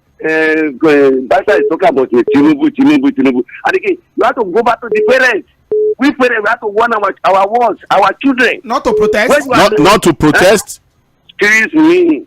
Protest. We are talking about protest. Yes. You must be disciplined. If your children is committing something, I do not warn him. The day we commit the bigger one, that's what is happening to them. So what crime did they commit, Prince Wise, for going out to protest? Yes. Those who they arrested, they are from Kano, yes. They are from Kaduna. Yes. Have you forgotten? Yes. The communication they are about to commit was vandalized. Good. Vandalized. Yes. Show by people. Who okay. are those people doing it? Okay. So let us to give for A to B, B to B. There's protests in Lagos. How many will they arrested? They are playing other places. But you have to warn your words to be careful. You have to shout among them all for peaceful Nigeria, for the family. Family must be disciplined. All right. Your children as well. Okay. For All right. Thank you so much. Hello, good evening. Hello, Gaffer. Good evening. Good Thank evening. you so much. Yeah, My name is Malam Salah. Oh, Let me respond to Mr. Let me respond to Prince Wise, please. Malam Salam. You understand? But please be discreet about it, please. Let's turn it. No, it's free, sir. No, it's free. What I was expecting from him is to show a sign of, a sign of maybe emotion. That this children, okay, fine. I could remember vividly some time ago, one of his daughters fell sick now. She feel disturbed. He feel disturbed. I could remember long time ago in one of the sister radio. To the extent, if you know the father, why do you feel bad now? He feel bad because their father. But let's speak to the issue now. Okay, Malam Salah, let's speak to the issue. The issue is this. It's very simple. These children are there. Definitely, no matter how they will come out, inshallah. But it will remain forever. Okay. Thank you. All right. They have to come out, inshallah. I agree. They just must come out. Hello, good evening. Hello. Yes, good evening. Rafat. Yes. Mr. Kangbelina. Oh, Mr. Kangbelina, how are you doing? I'm okay. Where are you calling from? When I don't finish our time. No verse. Where are you calling from? I'm in Maslow, of course. Okay. And I'm hearing the man from Amuodofin. Leave the man from Amuodofin. Just speak to the issue. Let's say your. Thank God he didn't talk about this thing, the mechanized farming today. Speak to the issue by Mr. Prince Wise has a right to see issues the way he wants it. Yeah. Mr. Fuad. Yes. You see the lady that is the head of this thing in London, in the UK. In the UK, yes. Kemi, yeah. Madam Kemi, yeah. That's from Nigeria, Abi? Yes. Nigerian origin, yeah. Nigerian origin, whatever. Last year, I was right here in Lagos here. I wanted to vote. These people told me that I should not vote. I should go to my state and vote. I should not vote here. But I'm from Nigeria. I'm from Nigeria. They told me not to vote. So now they now voted. The whole thing was manipulated, and their man is there, and we're all suffering, including them. They are looking for where to buy fuel now for APC filling station. They have not seen. All the people from Amuodofin, they didn't see where to buy fuel in APC, and we're all suffering. That's the problem. Allow people to express their distance. They will not. Thank you, your man is there now. We are all suffering. Let's go and look for APC filling station and buy fuel. Thanks. Okay, we need to quickly deal with some of the messages we have. I doubt if we can really take all of them. We'll just try. I'll just take the messages bit by bit. We have Mr. Tonakayo Samuel saying rushing back for forward and Mr. Curtis Adiwa. Thank you so much. He said they had to forgo Man U Chelsea match. Okay, they play today. Okay. He said, then Aburafi Abalakwe is saying, I salute you guys for the every Sunday tonic. My name is Alaba Alakwe from Sabo Ijewoniba. Congratulations to Nigeria female UK Conservative Party leader, Mrs. Kemi. More wins to Nigerians. Well, we say Nigerians, but I don't think that woman knows. I might know even there at all. Atodeka Ode Samuel is saying, this is international chat interview seems okay. The current wahala with the so-called minors in the alleged treasonable felony is better imagined properly than throwing tantrum to federal president. Apart from the response of the police to and the prosecutor and the judge, there's a need to get more accurate information on the case. What's more case? There's nothing to get more. You don't parade. Some people did not even know what the law says about. No, let's just because I really don't know what. It's just what it is really. My own is that they should just leave those children, take care of them. Again, for all some of these governors who are now talking. And some of the politicians, they are also part of the problem. They are part of the problem. They created the problem, actually. Yes, So, Lukman Oladipukpo, greetings from Dakar, Senegal, to Mr. Farah, Mr. Collins, and Nuruddin. As for USA election, Trump will win because USA is not ready for a woman president. For ABIA election, I think the governor was the one that played his head, of course. It's just like what happened in Rivers State. Jonah Okoji saying, well done, guys. Kabiru Adigbenro. Good evening, Oga Fuad and Mr. Curtis, all the way from the US. I'll be so happy if we can copy our election. It's being conducted in the US. God bless my country, Nigeria. We say amen to that. Then Basi Ernest Etowa is greeting us and saying he's listening all the way from Calabar. He's complaining about our Radio Garden. I think we're already working on that. It's up, right? Okay, Radio Garden is up. Thank you for calling our attention to that. We also have Ogunshola Jide Okpe, who is also saying hello to us and is listening via Facebook. He's also talked about the Radio Garden, but I've been told that has been sorted. OC Morale is just asking after our morale as usual. Dada has written something I can't read on radio. It's his usual. It's a 9-way, but it's good. We thank you for your commitment to the station. We have Victor Jimmy Upfort. We're saying good evening to you, my people in the studio. My name is Victor from Shomolu. If any election is conducted between Obi and Mr. President, Mr. Bola Ahmed Tinubu in Lagos, Mr. President will not win 5 local governments out of the 20 local governments in Lagos. So I disagree outrightly with Mr. Curtis that they allowed Obi to win the last election so that they will say the election was free and fair. Okay. Thank you, Victor, for that message. We have Chris Ewalem saying good evening, Mr. Fuad and the guests in the studio. I really appreciate the perspectives of your guests. Mr. Curtis Agba was spot on his very robust perspective on the American elections, as well as the issues about the quagmire the Tinubu administration has plunged Nigeria into. Like I said, I'll just take some of the messages bit by bit. Prince Shola Shodeka is saying, good evening. It's unfortunate that many state actors are trying to give this government bad names. Unfortunately, the system is helping them. History may not remember those people but the president. I think people who are excusing the president must know that the buck stops at his. For any minister. Do you know that everybody talks about Abacha today? There were people who enabled him. Yes, now. He stole money. There were people who helped him to steal the money. But everybody is talking about what? Abacha. They don't even remember some of the actors who are now in government. Who are now key people in government now. They stole money also. But is everybody talking about Abacha? So I think we should know. Then Christopher Effiong is saying, good evening. I greet the wise men in the studio. For ABIA State, I cannot trust politicians.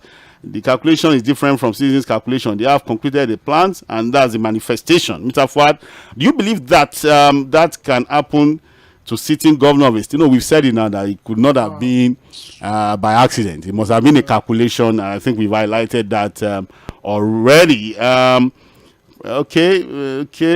Prince. Okay, no, somebody's okay. We can't allow that. Okay, all right. I think we've been able to deal with that. Can I see one or two more calls before we call it a day on the show? Hello, good evening. Hello, good evening, Fuad. Yes. Organi, good evening. Good evening, sir. I don't see your Friday again. What did they happen now? Well, you have 1 minute to. Okay, see. Your name and location. My name is Lord from Yanakpaja. Okay. See, last Sunday I told you that 2019 Labour Party, their total vote was less than 6,000. So, he said, Peter Obi is like water. Anywhere you go, like where they go. So, if they are moving, all of us will all move. So, this year, 2027, Abure and his family, I don't think they will reach out to 1,000. Maybe they carry labor, maybe they go chopper. Thank you. Go chopper. All right, hello, good evening. Hello, good evening. What? Good evening. Good evening, yes. Good evening. Good evening. John from Mogba. Okay, Mr. John from Mogba, yes. Yes. My opinion is, you won't blame that woman that came in. Are you with me? Yes. After the emancipation of the slaves by the slaves themselves, the slave masters themselves, the British, yes. How have our leaders behaved? How have they been able to study and take charge of the affairs of the African continent? Assuming the woman is of the opinion, assuming the British or the Western power, the colonial masters, did not import civilization and education into Africa. She wonders where Africa will be, would have been by now. It would have been as if we will be like the Babylonians. That would have been crude, brutal. Honestly, are you with me? I'm with you, Mr. John. Look at Fabia. Look at Yoweri Museveni. And also, look at Robert Mugabe. See what they have been able to do. Look at Niger, our next door neighbor. Look at what look even within Nigeria, what our leader has been doing to our oil. Is this the right way to behave? All right. As a normal human being and as a leader, is this the right way to behave? Look at our election. All right, thank you so much. Thank you so much, Mr. John. You know, Nuruddin was saying that Walter Road needs how Europe and developed Africa should be. We should write it again and say how Africa. Even how we and I've told a number of people really. I think it's just wrong to continue to talk about colonialism as our problem. Years? There are people who were colonized too.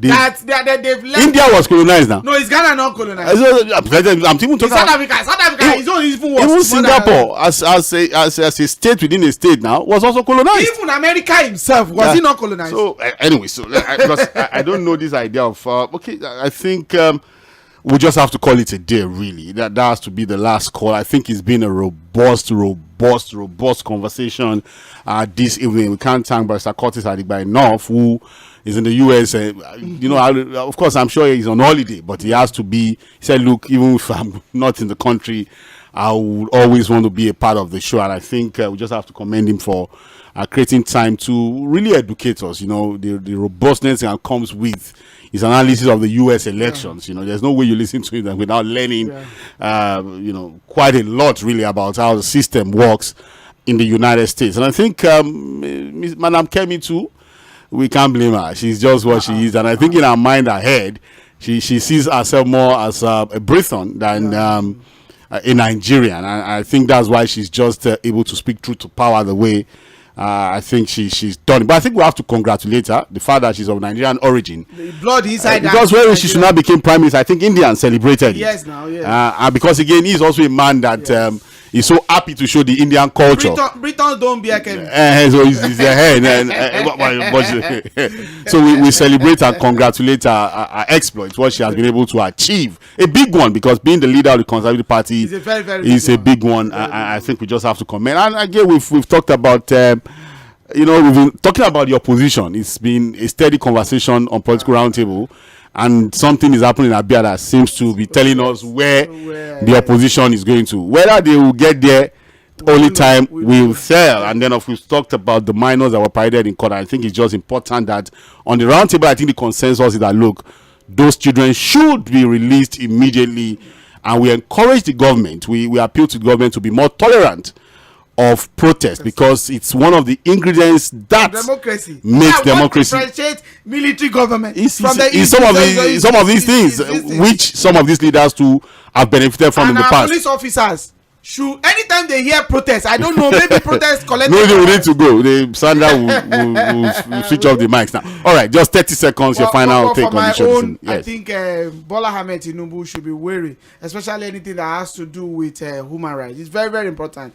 He's not giving us a very good personality in the eyes of the international world, and we need to watch it. All right, I used to know him as a progressive. I used to know him as you know, a pro-democracy activist. But what is happening now raises a lot of questions really about his commitment to those ideals that he once preached and promoted. Well, this is the what we'll call it today, Political Roundtable, Mainland 98.3 FM. Let's do this again next week.